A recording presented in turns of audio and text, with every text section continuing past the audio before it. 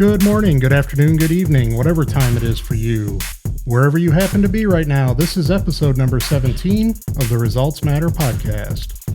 I'm Mike Voorhees, and I help business leaders, entrepreneurs, and sales professionals become measurably more successful. Job seekers claim to want it, employers promise to offer it, but what do I think about work-life balance? Well, I think it's an illusion. There's no such thing. You can make up your own mind, but first, hear me out. Let's explore. Before we get started, I'd like to invite you to subscribe on Apple or Google Podcasts, Spotify, or wherever you like to listen. And if you're into video format, we are on YouTube. You can also connect with and follow the Results Matter podcast on social media. We'll throw some links to help you find us down in the show notes. Let's talk business. Here we go. The term work-life balance has become an overused, popular phrase and a supposedly sought-after desire of job seekers and employees.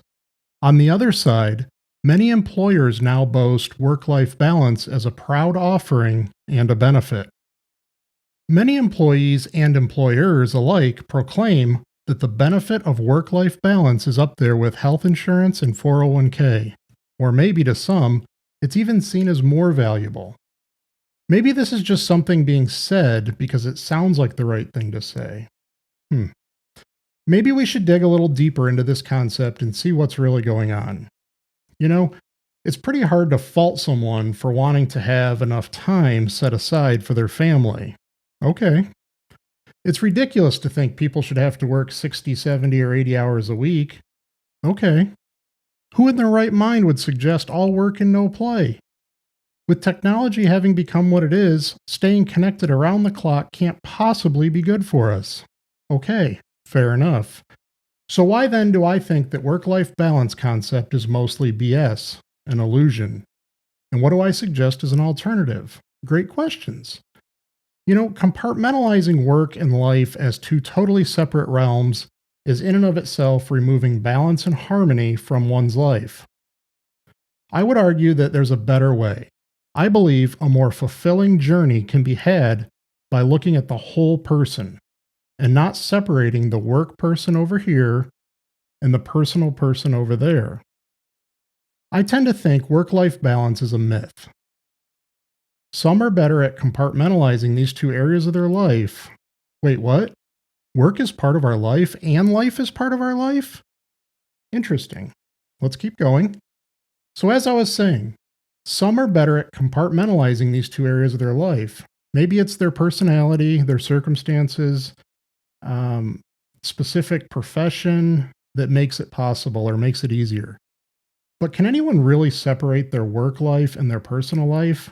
And even if we could, which I don't believe is actually possible, but even if we could, should we even try? Should that be the goal? When we have things going on at home, good or bad, we take that to work with us, and it absolutely impacts our work. We may focus on the task at hand, but it's still there.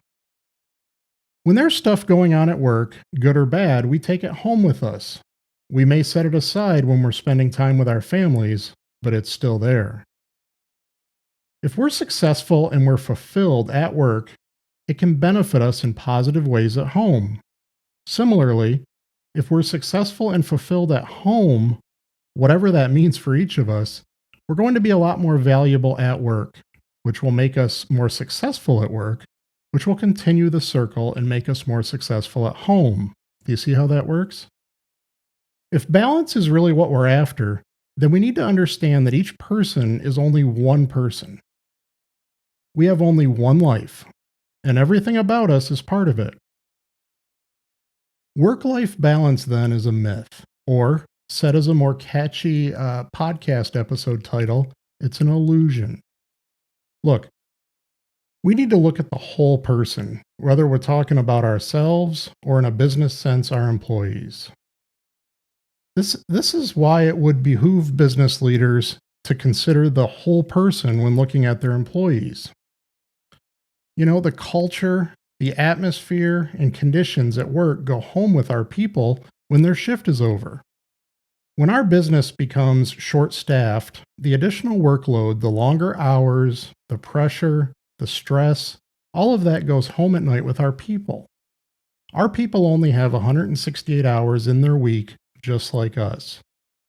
The extra hours they give us or put towards their career have to come from somewhere. Now, you might not agree in principle that this is ideal, but most people are at least partially identified by their career, their work, their profession. People will often say that their work doesn't define them. And I get the point they're trying to make, but what they're really trying to express is that what they're really trying to express is that there is so much more to them than being a truck driver, being a landscaper, a pilot, a bartender, a manager, an accountant, or whatever. And they're right. There is a lot more to a person than their profession. There's more to a person than only their profession, but they're not different or separate from their profession, regardless if we're talking about a business owner, a manager, a salesperson, or an entry-level associate. We are not defined only by our profession, but we are defined by our profession. When we're introduced to someone new, what's usually one of the first things we ask? So, Jim, what do you do? And some typical responses often go something like this: I work for a landscape company. I'm a dentist. I'm a waiter at Red Lobster. I own a roofing company. I'm a student. You see, we are defined by our profession, but not entirely. We spend a third or more of our hours working, and for many, more than half of our waking hours are spent on work. We often spend more time with our coworkers than our families. So I would say, yeah, we are kind of defined by our profession, don't you think? Unfortunately, many employers fail to recognize the whole person reality. Employers often only see the work version of their people. An employer's perspective might view what goes on in their people's lives when they're not at work as none of their business, not their concern, and not their problem. As long as they get to work on time and put in sufficient effort, we're happy, right? Well, it would be right if we were working with people who had two entirely different lives. We're two entirely different people. A person who has a work life over here and a personal life over there. But the truth is, employees, just like their leaders, have only one life. So, what does it mean to take a whole person alternative approach to the more traditionally cited work life balance? Well, it starts with acknowledging that humans don't change identities when they leave work. Stress, worry, changes, challenges, successes, failures, workplace safety, our company culture, advancement opportunities, their perceived level of impact and significance, and how they see themselves in the future version of our organization, all of this and more goes home with the individual every single day. Similarly, employees bring their health concerns, family issues, their money troubles, fights with their spouse, divorce, breakups, substance abuse, alcoholism, sleepless nights, their good habits, their bad habits, legal troubles, political views, religious beliefs, their kids' sports, kids' grades in school, a death in the family, this weekend's graduation party, the books that they read, the TV shows that they watch, their education, their depression, their anxiety, their mental health. They bring all of that to work with them every single day. We all absolutely need a life that's in balance. Part of our life is our chosen work, and other parts of our life include our family, our friends, our hobbies, our health, our spirituality, our personal growth, our finances, our interests and curiosities, our doubts, our ambitions, our past and our future. Look, we are only one person. We're one whole person. I believe that when we try to create balance through compartmentalizing the different areas of our life, we do just the opposite of balance. We throw everything out of balance. You see, the different areas of our lives are interdependent and subject to causation and correlation. For example, our health, both mentally and physically, absolutely affects our capability to succeed at work. And in employer language, we would say one's health absolutely affects their performance and effectiveness at work. The work pieces drive the financial piece, right? Which can have great impact on the family piece, as well as just about all the others within our lives. Hobbies, leisure activities, all of this ultimately, our mental health, all of this are fed in large part by what we do. There's nothing wrong with disconnecting a lot or a little away from work. In fact, I'm an advocate for being as present as possible at all times. That's something most of us could actually do a better job of, being present. So what's the point? I guess my challenge for you is to rethink work-life balance.